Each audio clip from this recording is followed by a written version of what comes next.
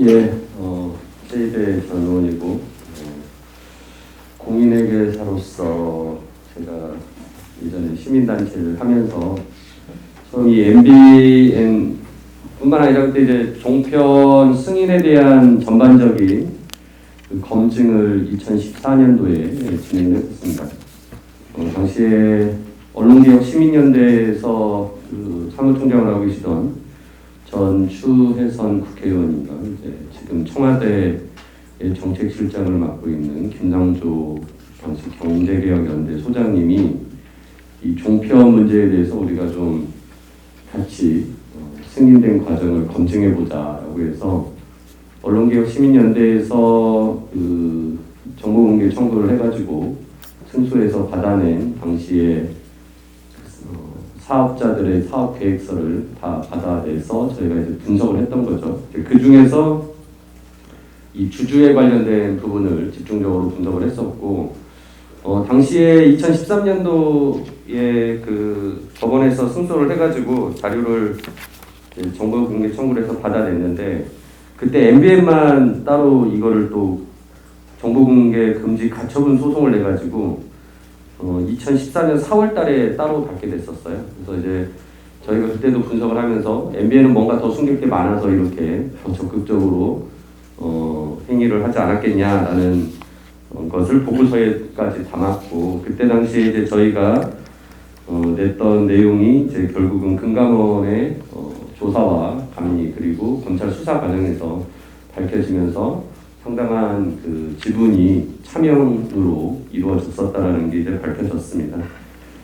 그때 당시에 이제 분석을 맡았던 제가 책임이 있다고 자꾸 윤범희 부장님께서 여기 나오라고 해서 나오게 됐는데요.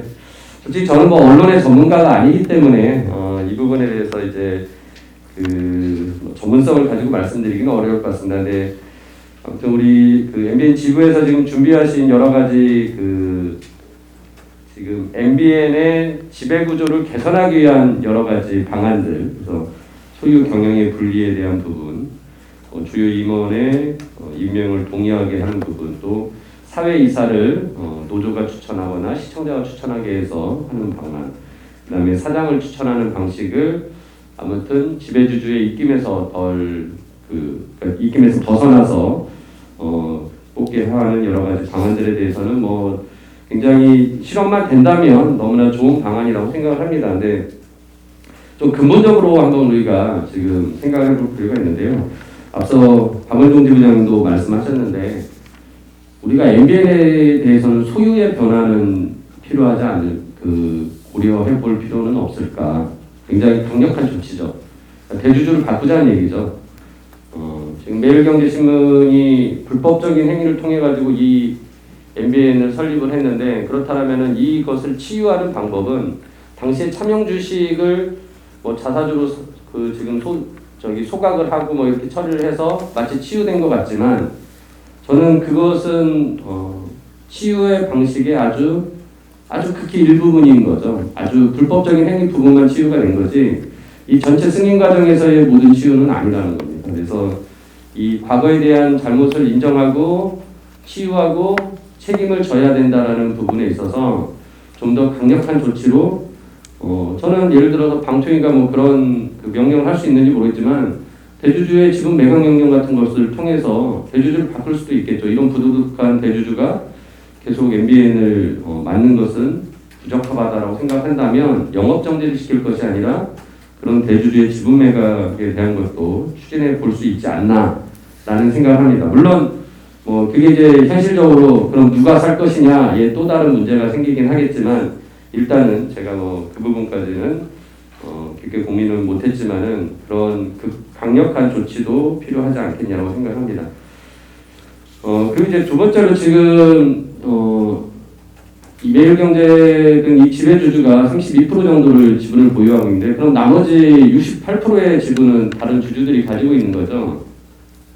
당시 MBN 승인 받을 때 제가 그때 검토했는데, 그 원래 승인을 받으려고 제출했을 때에 출자하기로 한 주주들 중에 거의 절반 이상이 출자를 안 하고 나중에 새롭게 신규로 들어온 사람들이 출자를 하게 했고 금액도 처음에는 뭐 2천억대를 출자시킨다고 했다가 결국 1,000억대만 출자를 하게 했거든요.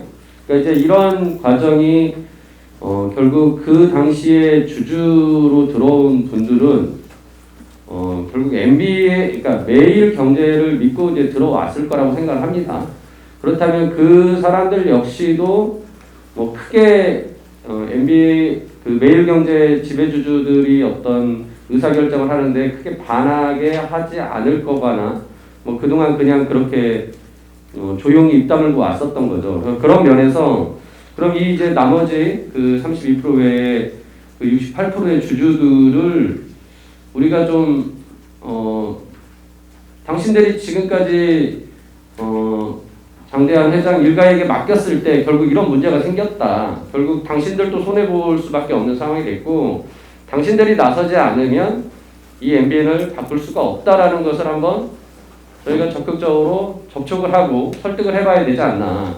그래서 그 중에 정말 MBN에 애정이 있고 MBN을 어떻게든지 살려서 물론 자기가 출자한 돈에 대한 투자 회수도 필요하다고 생각하는 누군가 있다면 좀 더 좋은 경영진을 만들어내는데 같이 주주들의 힘을 좀 통해서 할 수도 있지 않겠냐라는 생각을 합니다. 그러니까 기본적으로 이제 이 MBN이라는 것도 하나의 주식회사고 여기에 주주들이 있기 때문에 이 주주들의 어떤 힘을 같이 좀 활용해 볼 수 있다라는 생각이 들어서 말씀드리고 물론 뭐 자세히 모르겠습니다. 이렇게 방송법상 또 방통위가 어떠한 또 뭐 그런 절차를 거치거나 뭐 조치를 할 수 있는지 모르겠으나 그런 부분들도 우리가 좀 고려해 볼 필요가 있다라는 말씀을 드립니다. 그리고 지금 그 MBN 우리 지부가 주장한 이 모든 부분은 결국 기업의 지배 구조를 좀 더 바꿔서 거기에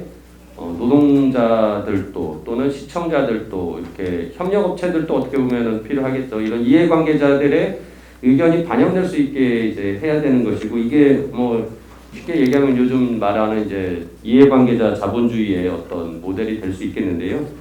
요구사항도 있겠지만 아무튼 이런 것들을 통으로 논의할 수 있는 지배구조위원회를 설치하고 거기에는 진짜 좀 더 다양한 이해관계자들이 들어와서 그 안에서 뭔가 해법을 같이 찾아내고 그 해법이 아무튼 방통위를 설득할 수 있게 하고 하면서 MBN이 지속 가능성을 확보할 수 있도록 하는데 노력하면 좋지 않겠냐라는 생각이 들고요. 그리고 앞서 다른 두 분도 말씀드렸지만 지금 현재 기존 경영진은 다 책임이 있는 분들입니다. 이분들은 물러나는 것이 저는 맞다고 생각을 하고요. 그런 면에서는 약간 뭐 이 비상경영 체제 시스템을 가동하게 해서 경영진들도 좀 새로운 분들도 들어오고 아까 전에 지배구조위원회도 그렇게 이제 이해관계자들과 꾸려서 같이 논의하게 하는 뭐 방식이 또 현실적으로 추진해 볼 수 있다라는 생각을 합니다. 예, 이상으로 마치겠습니다.